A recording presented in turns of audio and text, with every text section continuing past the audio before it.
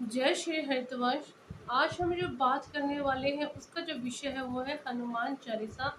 हमें हनुमान चालीसा का पाठ कैसे करना चाहिए, कैसे हम हनुमान जी की कृपा प्राप्त कर सकते हैं। हनुमान चालीसा का पाठ अपने जीवन में दैनिक रूप से आप उसको शामिल करते हैं अपनी पूजा अर्चना में, तो उसे क्या लाभ है। आप देखिए, जो कलयुग है उसमें 7 चिरंजीवी माने गए हैं, उनमें से एक है भगवान हनुमान।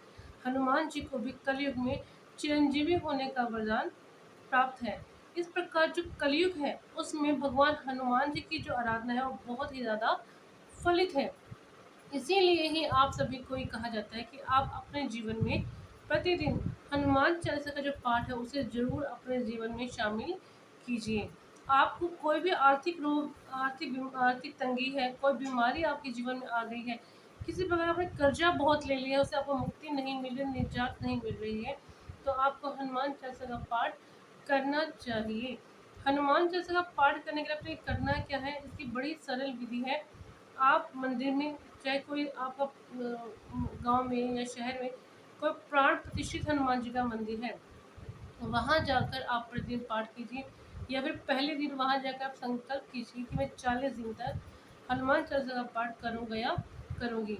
और आपने हाथ में जल लेना है, अंजलि में अपनी जल ले लीजिए, उसमें आप फूल रखिए और संकल्प कीजिए। आपका जो नाम है उसको बोलिए, आपका जो गोत्र जो उस दिन है उसका आपने इसमें शामिल करना है। उसके बाद आप संकल्प कीजिए कि आप 40 दिन तक या 41 दिन तक आप हनुमान चालीसा का पाठ करेंगे।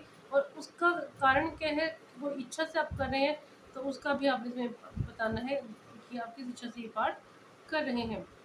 उसके बाद आसन लीजिए, उस आसन पर बैठ जाइए, आगे तांबे के लोटे में जल रखिए और गुड़ और चने का प्रसाद भगवान हनुमान जी को बहुत प्रिय है, फिर बूंदी का प्रसाद आपने वो जरूर लेना है। एक दिया, चाहे आप घी का गाय का घी है जो उसका दिया जलाएं, या फिर तेल का दिया आप जलाएं। उसके बाद, क्योंकि जो दिया है वो आपके कर्म करने का साक्षी है, जो आप कर्म करने जा रहे हैं उसका जो साक्षी है, यानी परमात्मा के और आपके बीच में जो साक्षी जो माध्यम है वो दिया होता है जो आप जलाते हैं। उसके माध्यम से ही आप जो पूजा पाठ करते हैं वो परमात्मा जो तक जो उसका माध्यम है वो बनता है। इसलिए दिया जलाना बहुत ज़रूरी है। दिया आप ज़रूर अवश्य जलाएं। इसके बाद आपने पाठ शुरू करना है। आप देखिए, इसमें कहा भी गया है, हम जो तुलसीदास जी हैं उन्होंने इसकी रचना जेल में रहकर की थी। जब उन्होंने कारागार में थे तब वहाँ पर उन्होंने हनुमान चालीसा का जो है उन्होंने लिखा और उसने मुक्ति दिलवाई तुलसीदास जी को कारागार से। माना जाता है कि हनुमान जी को श्राप मिला था कि वो समय पर अपने जो उनकी ताकत है उसका जो महत्व है वो भूल जाएंगे। तो तुलसीदास जी ने अपनी हनुमान चालीसा के माध्यम से हनुमान जी को उनकी जो शक्ति है उसका आभास करवाते, उसका ज्ञान करवाते हैं। तो जो है पढ़े हनुमान चालीसा, हो वे सिद्धि साखी गोरी सा।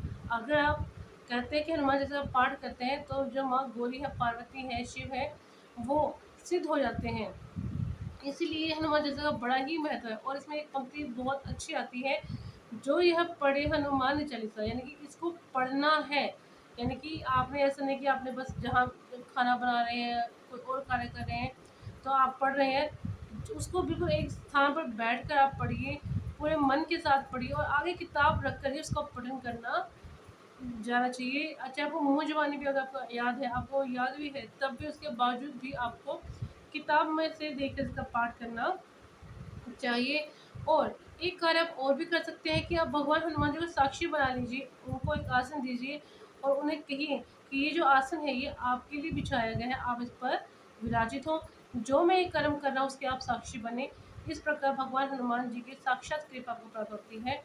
और इसमें एक पंक्ति बहुत अच्छी और कही गई है, अष्ट सिद्धि नौ निधि की दाता, असवर दीन जानकी माता। यानी कि भगवान जो हनुमान जी हैं उन्हें वरदान है अष्ट सिद्धियाँ और नौ निधियाँ। तो देखिए, जो अष्ट सिद्धि है अणिमा लघिमा वो सब भगवान को प्राप्त है। नौ निधियाँ जो होती हैं उसको देने में भी भगवान सक्षम है। ये माँ पार्वती सीता को उन्हें वरदान है कि आप जिसको चाहे अष्ट सिद्धि और नौ निधि दे सकते हैं। तो आप देखिए, भगवान जो हनुमान जी हैं वो कितने ही शक्तिशाली हैं। अगर आप उनकी पूजा अर्चना करते हैं, उनका ध्यान वचन करते हैं, तो आपके जीवन में ऐसे कोई समस्या नहीं जिससे आपको निजात ना मिले। कोई बीमारी है, कोई कर्जा है, कोई रोग है, उस सबसे छुटकारा दिलवाने में हनुमान चालीसा एक बहुत ही अच्छा माध्यम सिद्ध हो सकता है। इसी आशा के साथ आपको मेरा चैनल अगर पसंद है तो like and subscribe my channel. ऐसी ही अच्छी-अच्छी जानकारी लेकर मैं हाज़िर होती रहूँगी। धन्यवाद।